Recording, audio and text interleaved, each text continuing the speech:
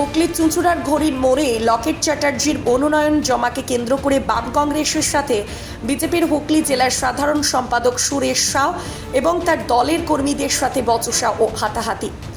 একই রাস্তায় দুই দল ঢুকে পড়ায় এই ঝামেলা।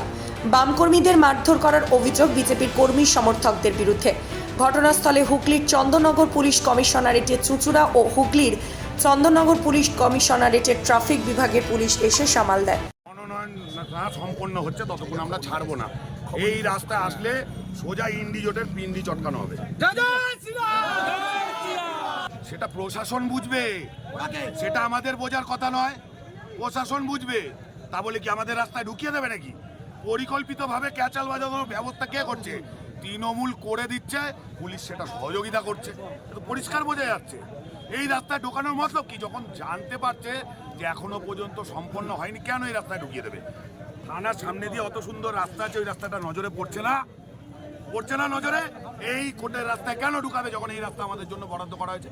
আমরা ঢুকতে দেবো না, আমরা দেবো না এখান থেকে।